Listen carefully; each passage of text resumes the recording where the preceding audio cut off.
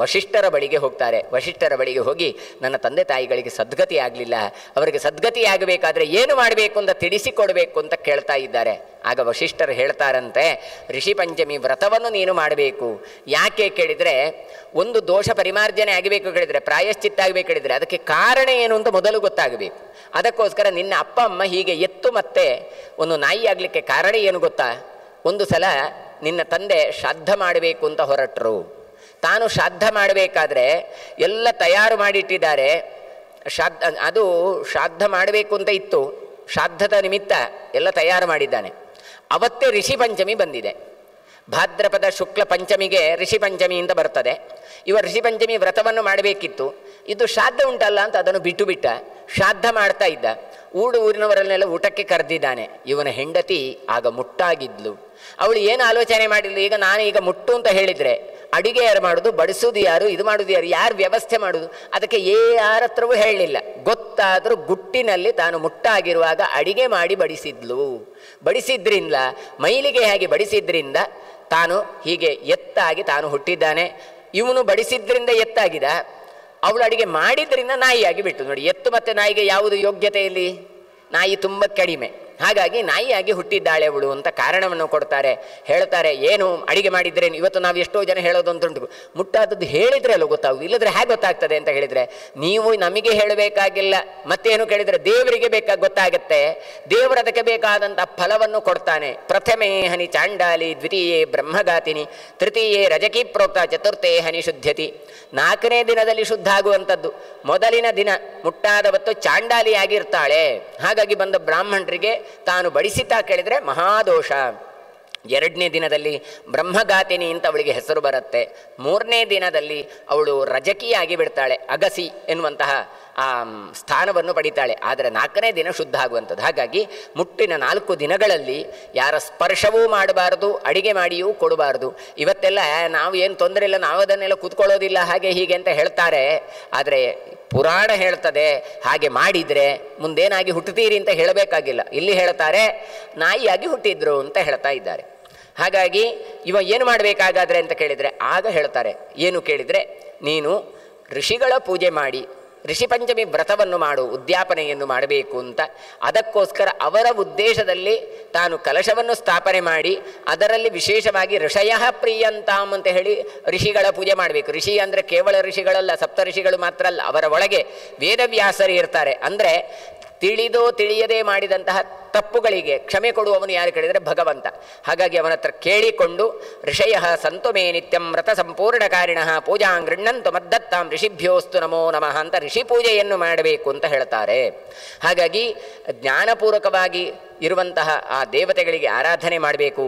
ಯಾರಿಗೆಲ್ಲ ಮಾಡಬೇಕು ಅಂತ ಹೇಳಿದರೆ, ಪುಲಸ್ತ್ಯ ಪುಲಹಶ್ಚೈವ ಕೃತ ಪ್ರಾಚೇತಸಸ್ತತ ವಶಿಷ್ಠ ಮಾರಿಚಾಯಾತ್ರೇಯ ಆತ್ರೇಯ ಅರ್ಘ್ಯಂ ಗೃಹ್ಣಂತವೋ ನಮಃ ಅಂತ ಇವರಿಗೆಲ್ಲ ಅರ್ಘ್ಯವನ್ನು ಕೊಡಬೇಕು ಅಂತ.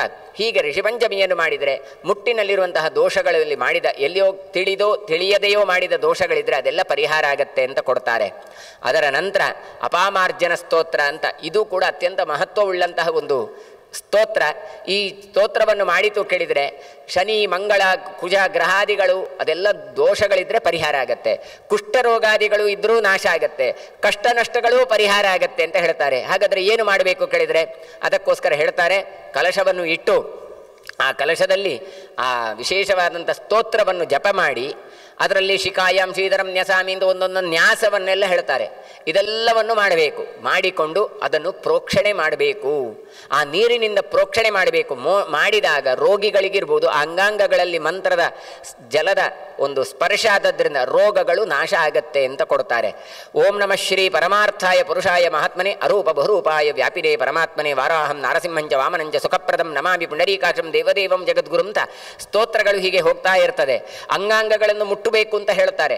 ಈ ಮಂತ್ರವನ್ನು ಜಪ ಮಾಡಿ ಅದನ್ನು ಪ್ರೋಕ್ಷಣೆ ಮಾಡಬೇಕು. ಗೋವಿಂದಂ ಪದ್ಮನಾಭಾಯ ವಾಸುದೇವಾಯ ಭೂಭೃತೆ ನಮಸ್ಕೃತ್ಯ ಪ್ರವಕ್ಷ್ಯಾಮಿ ಯತ್ತತ್ ಸಿದ್ಧ್ಯತಮೇವ ಚ ಅಂತ ಹೇಳಿ ತ್ರಿವಿಕ್ರಮ ರಾಮ ವೈಕುಂಠ ಅಂತ ನಾಮಸ್ಮರಣೆಯನ್ನು ಹೇಳ್ತಾರೆ.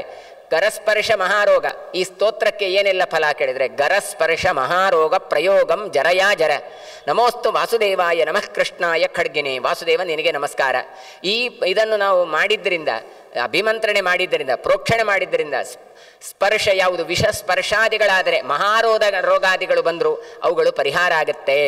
ಆ ಮಂತ್ರವೇ ನೋಡಿ, ಮರ್ದ ಮರ್ದ ಮಹಾದಂಟ್ರ ಮರ್ದ ಮರ್ದ ಚತತ್ಕಲ ನರಸಿಂಹ ಕರಾಲಾಸ್ಯ ಅದಂತ ಪ್ರಾಂತ ನಖೋಜ್ವಲ ಅಂತ ನರಸಿಂಹ, ನೀವು ಅವರನ್ನೆಲ್ಲ ಆ ದೋಷಗಳನ್ನೆಲ್ಲ, ಪಾಪಗಳನ್ನೆಲ್ಲ, ವಿಷಗಳನ್ನೆಲ್ಲ ಮರ್ದ ಮರ್ದ ನಾಶ ಮಾಡು ಅಂತ ಹೇಳಬೇಕು. ಪ್ರತಿದಿನ ಜ್ವರ ಬಂದರೂ ಕೂಡ ಈ ಅಪಮಾರ್ಜನ ಅಂತ ಸ್ತೋತ್ರವನ್ನು ಕಲಶದಲ್ಲಿ ಜಪ ಮಾಡಿ ಆ ತೀರ್ಥವನ್ನು ಪ್ರಾಶನೆ ಮಾಡಬೇಕು ಅಂತ ಕೊಡ್ತಾರೆ.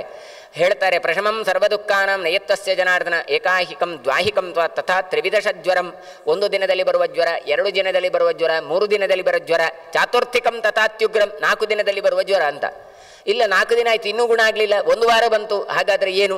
ಕೊರೋನಾ ಗಿರೋನಾ ಇಂತಹ ಯಾವ ಜ್ವರ ಬೇಕಾದರೂ ಬರಲಿ, ಇಲ್ಲಿ ಕೇಳ್ತಾರೆ ದೋಷೋತ್ತಮ್ ಸನ್ನಿಪಾತೋತ್ತಮ್ ತಥೈವ ಆಗಂತುಕಂ ಜ್ವರಂ. ದೋಷದಿಂದ ಬಂದದ್ದಿರ್ಬೋದು, ಸನ್ನಿಪಾತ ಜ್ವರ ಅಂತ ಇದೆ, ಆಗಂತುಕ ಜ್ವರ ಅಂತ ಇದೆ. ಆಗಂತುಕ ಜ್ವರ ಅಂದರೆ ಕೆಲವು ಸಲ ಯಾವ್ಯಾವುದೋ ಪದಾರ್ಥಗಳನ್ನು ಸ್ವೀಕಾರ ಮಾಡಿಯೋ ಹೆದರಿಕೆಯಿಂದ ಬರುವಂಥದ್ದು, ಬ್ಯಾಕ್ಟೀರಿಯಾ ವೈರಸ್ಗಳಿಂದ ಬರುವಂಥದ್ದಿರ್ತದೆ.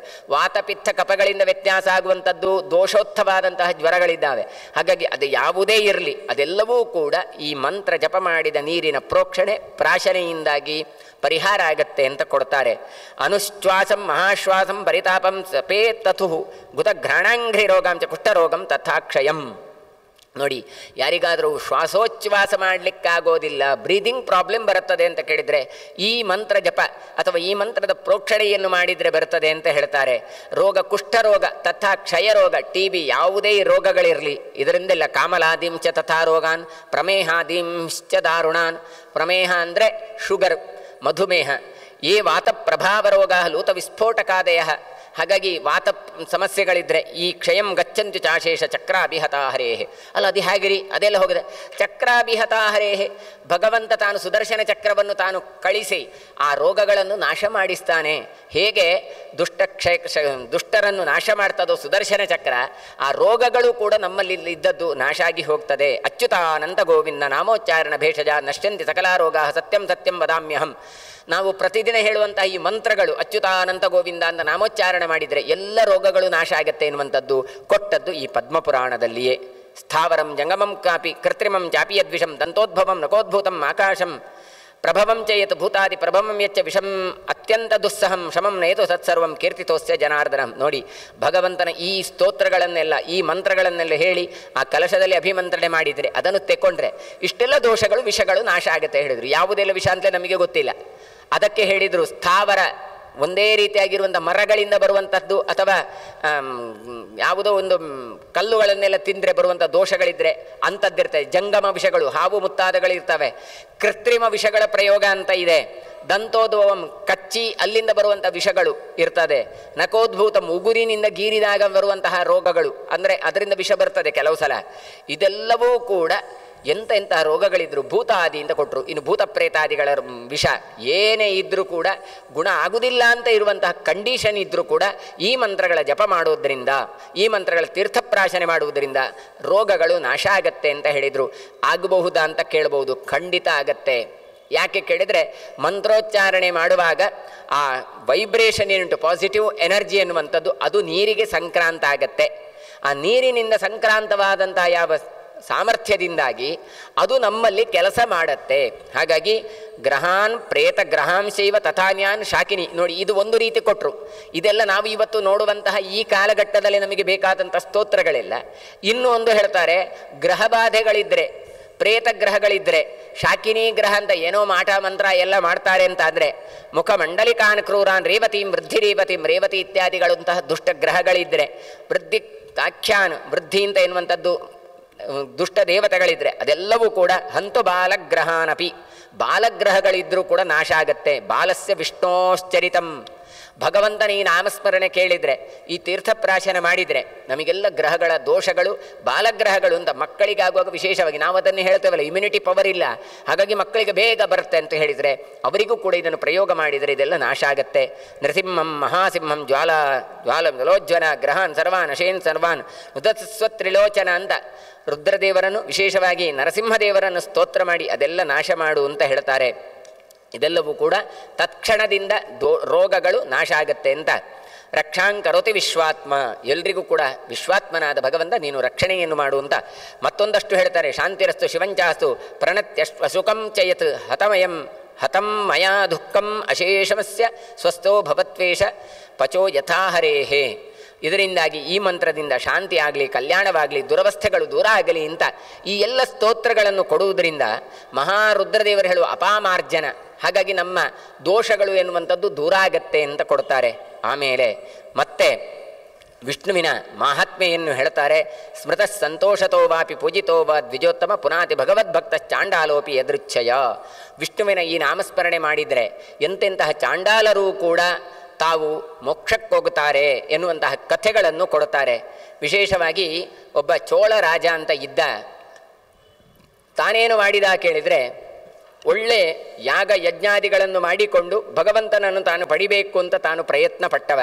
ಒಳ್ಳೆ ದೇವಸ್ಥಾನಗಳನ್ನು ಕಟ್ಟಿದ, ಬೇಕಾದಷ್ಟು ಸಂಪತ್ತುಗಳು ಇತ್ತು. ಅಂತಹ ಚೋಳರಾಜ ತಾನು ಒಂದು ಸಲ ರುದ್ರದೇವರ ಆರಾಧನೆ, ಮಹಾವಿಷ್ಣುವಿನ ಆರಾಧನೆ, ಹೀಗೆ ಎಲ್ಲ ದೇವತೆಗಳ ಆರಾಧನೆ ಮಾಡ್ತಾ ಇದ್ದ. ತಾನು ಒಂದು ವಿಷ್ಣು ದೇವಸ್ಥಾನವನ್ನು ಕಟ್ಟಿದ. ಆ ವಿಷ್ಣು ದೇವಸ್ಥಾನವನ್ನು ಕಟ್ಟಿ ಆ ಮಹಾವಿಷ್ಣುವಿಗೆ ರತ್ನಗಳಿಂದ ಮತ್ತು ಮುತ್ತುಗಳಿಂದ ಭಗವಂತನನ್ನು ಅರ್ಚನೆ ಮಾಡಿದ. ನಾವೆಲ್ಲ ಒಂದು ಹೂ ತುಳಸಿಯಿಂದ ಅರ್ಚನೆ ಮಾಡಿದರೆ ಇವ ಮುತ್ತು ರತ್ನಗಳಿಂದಲೇ ಅವನಿಗೆ ಮುಚ್ಚಿಸಿ ಬಿಡ್ತಾ ಇದ್ದಂತೆ. ಅಷ್ಟು ಹೊತ್ತಿಗಾಗುವಾಗ ಅಲ್ಲಿ ಒಬ್ಬ ಪುಂಡರೀಕ ಅಂತ ಇನ್ನೊಬ್ಬ ಇದ್ದ ದಾಸ. ಆ ಶೂದ್ರ ಏನು ಮಾಡಿದ ಕೇಳಿದರೆ, ತಾನು ಬಂದಿದ್ದ ಅಂತ ಹೇಳ್ತಾರೆ. ಅಲ್ಲಿ ದಾಸ ಅಂತ ಕೊಡ್ತಾರೆ. ವಿಷ್ಣು ದಾಸ ಅಂದರೆ ಅವನು ಸಾಮಾನ್ಯವಾದಂತಹ ವ್ಯಕ್ತಿ ಅಂತ ಅರ್ಥ. ಅಂತಹ ಪಂದವ ತನಿಗೆ ಅರ್ಚನೆ ಇವನು ಮಾಡುವಂಥ ಬಂಗಾರದ ಹೂಗಳಿಂದ ಮುತ್ತು ರತ್ನಗಳಿಂದ ಮಾಡುವುದು ನೋಡಿ ತನಿಗೂ ವಿಷ್ಣುವಿಗೆ ಅರ್ಚನೆ ಮಾಡಬೇಕು ಅಂತ ಕಂಡಿತು. ಆದರೆ ಅಷ್ಟೆಲ್ಲ ಮಾಡಲಿಕ್ಕೆ ತನ್ನ ಹತ್ರ ಸಂಪತ್ತಿಲ್ಲ. ತಾನೇನು ಮಾಡಿದ ಕೇಳಿದರೆ ತುಳಸಿ ದಳದಿಂದ ಅರ್ಚನೆ ಮಾಡಿದಂತೆ. ತುಳಸಿಯಿಂದ ಅರ್ಚನೆ ಮಾಡಿದ. ಇವ ಮಾಡಿದ ಅರ್ಚನೆ ಏನಾಯಿತು ಕೇಳಿದರೆ, ಇವ ಮಾಡಿದ ಅರ್ಚನೆ ಬಂಗಾರ ಮುತ್ತುಗಳೆಲ್ಲ ಅದರಲ್ಲಿ ಮುಚ್ಚಿ ಹೋಯಿತು. ಕೆಲವು ಸಲ ಹಾಗೆ ಹಾಕೋದು ಅಂತ ಉಂಟು. ದೇವರಿಗೆಲ್ಲ ಅಲಂಕಾರ ಅಂತ ಎಲ್ಲ ಮಾಡ್ತೇವೆ, ಬಂಗಾರದ ಸರ ಅದು ಇದು ಅಂತ ಕವಚಗಳನ್ನೆಲ್ಲ ಹಾಕ್ತೇವೆ. ಮತ್ತೊಂದಿಷ್ಟು ಹೂ ಬಂತು, ಏನು ಮಾಡಬೇಕು ಅದನ್ನು ಹಾಕಬೇಕು. ಹಾಕ್ತಾ ಹೋದರೆಗೆ ಈ ಮುತ್ತು ರತ್ನಗಳು ಮುಚ್ಚಿ ಹೋಯಿತು. ಈ ರಾಜನಿಗೆ ಬಹಳ ಸಿಟ್ಟು ಬಂತಂತೆ. ಅಲ್ಲ ಪುಂಡರೀಕ, ನಾನು ಅಷ್ಟೆಲ್ಲ ಮುತ್ತು ರತ್ನಗಳಿಂದ ಪೂಜೆ ಮಾಡ್ತಾ ಇದ್ದೇನೆ, ಅದೆಲ್ಲವನ್ನು ಬಿಟ್ಟು ನೀನೇನು ಮಾಡಿದ್ದೆ ಕೇಳಿದರೆ ತುಳಸಿಯಿಂದ ಅದನ್ನು ಮುಚ್ಚಿಸಿ ಬಿಟ್ಟು ಕೇವಲ ತುಳಸಿ ಅಂತ ಅವನ ತಲೆಗೆ ಬಂದು ಬಿಟ್ಟಿತು. ಅವ ಹೇಳ್ತಾನಂತೆ, ನಾನು ಮಾಡಿದ ಇದಕ್ಕೆ ನೀನು ಅಪಚಾರವೇ ಎಸಗುತ್ತಾ ಇದ್ದಿ ಅಂತ.